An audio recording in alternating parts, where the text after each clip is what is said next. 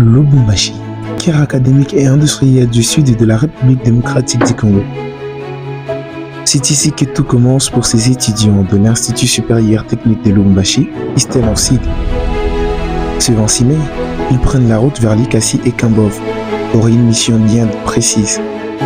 Comprendre, observer, apprendre au contact du terrain.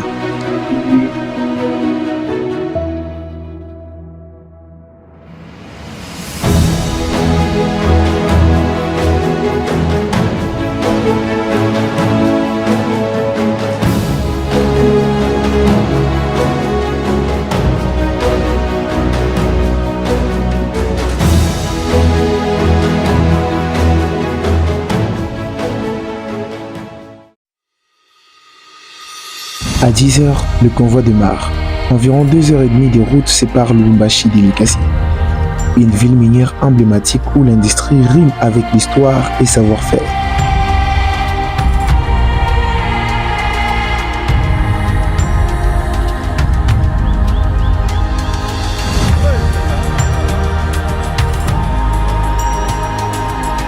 Le convoi est arrêté pour 5 minutes, question de permettre à tous celui qui avait un besoin de les satisfaire.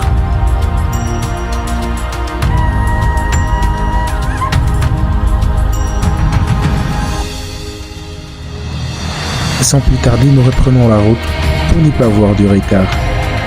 Et cette fois, le chauffeur est très bien engagé à nous conduire jusqu'au bout.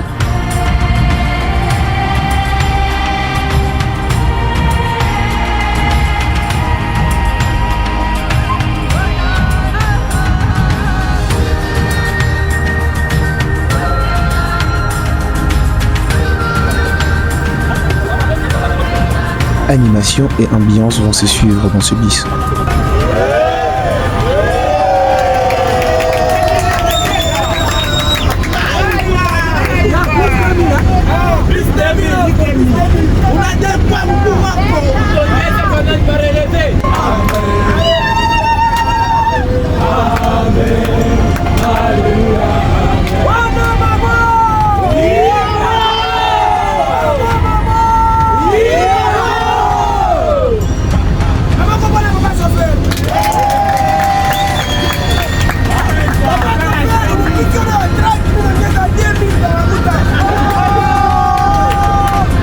Il est 12h quand nous atteignons enfin Likasi, la ville montagneuse comme il m'appelait, Likasi à Bilima.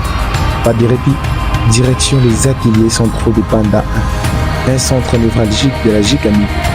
Ici, 3 départements industriels majeurs, chaudderie, mécanique et fonderie.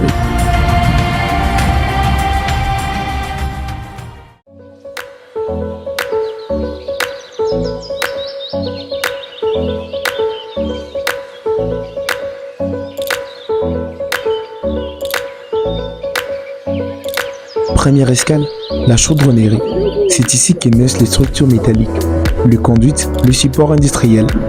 Le métal y est dompté, découpé, formé sous la chaleur et la précision des artisans.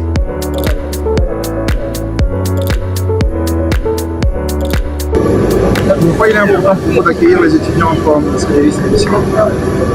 Bon, c'est important parce que de toute façon, nous devons transmettre ou léguer notre connaissance à la génération future. Parce que quand nous sommes en train de travailler ici, nous devons nous attendre qu'un jour nous partirons et que le travail ne va pas s'arrêter. Il faut toujours recevoir les gens pour leur transmettre notre savoir, notre connaissance, et qu'ils soient aussi des vrais remplaçants pour après notre départ. Deuxième étape, l'AMO, qui veut dire atelier de machines-outils. Ici, nous allons apprendre la fonctionnalité de certaines machines.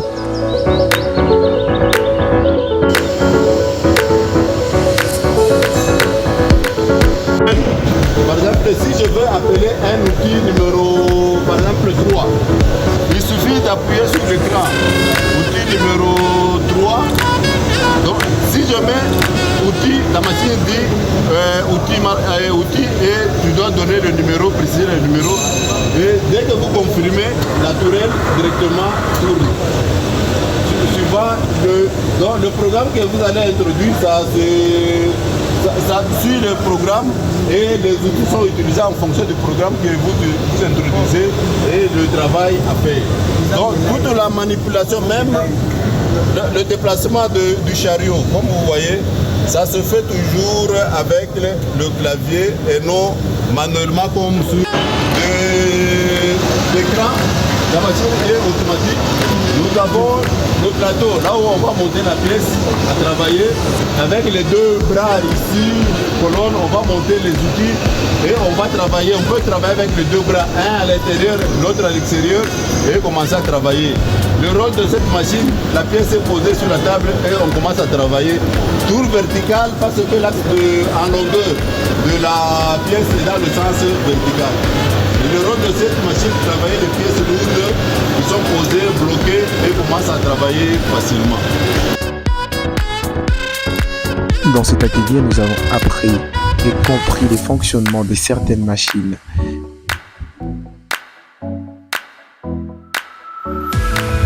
Enfin, la fonderie, où le métal liquide devient outil, pièce ou pièce maîtresse, où la sécurité et la précision sont absolues. Ici, ça se font pour certaines matières à 1600 degrés. Donc prenez quelque chose qui résiste au-delà de 1600 degrés. Ok? Alors, vous prenez le sable là-bas, on le mélange avec le produit de moulage. Il y a plusieurs types de produits de moulage. On ne va pas entrer en détail par rapport à ça.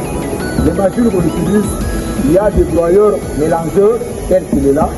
Ici, la descente dans les différents ateliers qui constituent la fonderie ici. Et c'était visiter les différents ateliers et le processus pour la fabrication des pièces métalliques et pas le procédé de la fonderie. Donc c'est ça le but de la remote visite. Bon, la visite elle est vraiment importante puisque ça permet à l'étudiant de concilier la théorie avec la pratique. Puisqu'il y a toujours une frontière entre la théorie et la pratique. Et quand on voit, on assimile bien la matière qu'on a vue en classe sur le plan théorique. Et bien les visites sont vraiment indispensables et c'est à encourager. C'est à encourager tout le monde, tout le corps professionnel, notamment aussi pour les personnels. Ce qui ça représente un peu comment tout simplement en tant que futur savoir comment on peut aider pour parvenir parce que nous sommes plusieurs cadres de la société de l'homme.